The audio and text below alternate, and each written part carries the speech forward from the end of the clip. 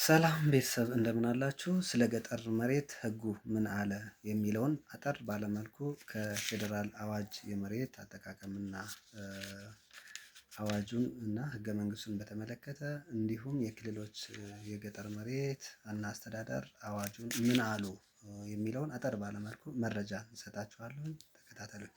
እንግዲህ ከዚህ በፊት እንደሚታወቀው በተለይም ከ2016 የፌዴራል የገጠር አስተዳደር እና መምሪያው አንቀጽ ማለት አዋጅ ቁጥር 1324 ከመውጣቱ በፊት ስለ ገጠር መሬት ሕጎቻችን በግልጽ የሕገ መንግስቱን አንቀጽ 40 ተከትሎ መሬት የማይሸጥ የማይለወጥ የህዝብና የብሔርና ብሔረሰቦች ህዝቦች እንደሆነ በተለይ ደግሞ የገጠር መሬት ቤት የሚኖረው አትክልትም ቋሚ አትክልት የሚኖረው ሌላ የሚኖር የማይሸጥ የማይለወጥ እንደሆነ አስገዳጅ የሰበር ውሳኔዎችን በርከት ያሉ ውሳኔዎችን ወጥተዋል። ማለት አስገዳጅ ውሳኔ እንዲሁም ህጎቻችንም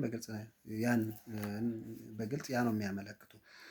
እንግዲህ አዲስ አዋጅን ከወጣ ይሄ አዋጅ ቁጥር 1324 በግልጽ እንዳስቀምጠው ሶስት መሰረታዊ ነገሮችን አሻሽሎ አዋጁን ጸድቆ በስራ ላይ ይገኛል ማለት ነው። እንግዲህ እነዚህ ሶስት መሰረታዊ ነጥቦች ምንድን ናቸው? አንደኛው የገጠር መሬትን በተመለከተ ያ ምንም የሚኖረው አትክልት የሚኖረው ቤት የሚኖረው አይሸጥም አይለወጥም የሚለውን አሻሽሎ የገጠር መሬት የለፋበትን የሰራበትን ወይ ደግሞ የደከመውን ጉልበቱን ንብረቱን ያፈሰሰበትን ቤትና ቋሚ አትክልት መሸጥና መለወጥ እንደሚችል አዋጁ በግልጽ ፈቅዶ አስቀምጦታል ማለት ነው። ሁለተኛው ደግሞ የገጠር መሬትን በተመለከተ የመንግስት ሰራተኛ ሌላም ደግሞ በከተማ የሚኖሩ ሰዎች መውረስ እንደማይችሉ ሕጉ ከዚህ በፊት ክልከላ አድርጎ የነበረ ሲሆን አሁን ግን በዚህ አዋጅ ግን በግልጽ ክልከላ አላደረገም ማለት ነው።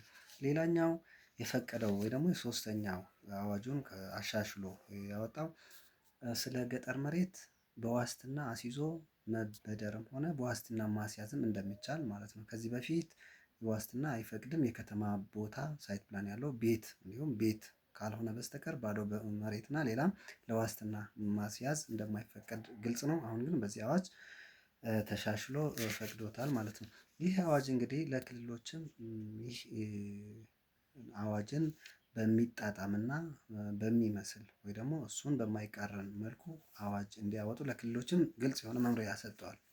ይህን ተከትሎ ደግሞ በተለይ አማራ ክልልን ይህን ተከትሎ ተመሳሳይ የሆነ አዋጅ እና ሕግ መምሪያም ደንብ አውጥተዋል ማለት ነው።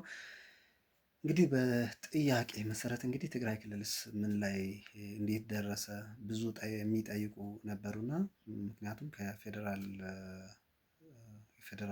የመሬት አስተዳደር ሕግ የሚጋጭ ስለሆነ ከዚህ በፊት የነበረው አሁን ደግሞ ብዙ ክርክርም ስላለ እንዴት መፍትሄ ያገኛል የሚል ነበረ። እስካሁን በግልጽ አዋጅ ወጥቶ አልጸደቀም። ግን ረቂቅ ተዘጋጅቶ በተለይ ደግሞ በረቂቁ ላይ በግልጽ በአንቀጽ 32 ላይ የፌዴራሉን አዋጅ በሚጣጣምና እሱን በሚመስል መልኩ ስለ ገጠር እንዴት ወደ ሶስተኛ ወገን ሊተላለፍ ይቻላል? ማንስ መሬት የገጠር መሬት ለማንስ ይመለከታል? መሸጥስ ይቻላል የሚለውን ግልጽ እሱ ራሱ ኮፒ ፔስት አድርገው የገጠር መሬት ቤት ያለው እንደሆነ እንዲሁም ደግሞ ቋሚ አትክልቶችም ያለው እንደሆነ ሀብቱን ያፈሰሰበት ስለሆነ መሸጥና መለወጥ እንደሚችል ሕጉ በግልጽ አስቀምጠዋል ማለት ነው። እንዲሁም በዋስትና አስይዞ መበደርም እንደሚችል ልክ እንደ ፌዴራል አዋጁ አስቀምጦታል ማለት ነው። በተለይ በትግራይ ክልል ብዙ ተመሳሳይ የክርክር የመሬት ተሽጦ አሁን በክርክር ላይ ያሉ ብዙ ክርክሮችም ስላሉ ይህ ረቂቅ ደግሞ እስካልጸደቀ ድረስ ዋጋ የለውም። እስከሚጸድቅ ግድ መጠበቅ ያስፈልጋል። ነገር ግን ዞሮ ዞሮ በሰበር ሂዶ ፌደራል ላይ ያው መሸነፉ ስለማይቀር ይሄን እንግዲህ ይህ ዩቲዩብ አይታችሁ ሰብስክራይብ አድርጋችሁ ሰዎችን አዳርሱልን። ብዙ ወጪና ኪሳራ ሳይዳረጉ እንዲሁ በቤታቸው ሆነው መማር ማወቅ ስለሚችሉ ማለት ነው። ጠበቃ ሳይቆጥሩ ብዙ ወጪም ሳይሄዱ ሰበርም ሳይሉ በቅርብ እንግዲህ ይህንን ተከታትለው መፍትሄም ሊያገኙ ስለሚቻል ማለት ነው ከምንሰራባቸው አካባቢዎችም ስለሆነ ያው የሚገኘው እንግዲህ መሰል መረጃ እንድታገኙ ግን ሰብስክራይብ፣ ኮፒ ሊንክ እያደረጋችሁ አዳርሱ፣ ለወገኖቻችን አዳርሱ። ቤታችን ሆነን እንማር።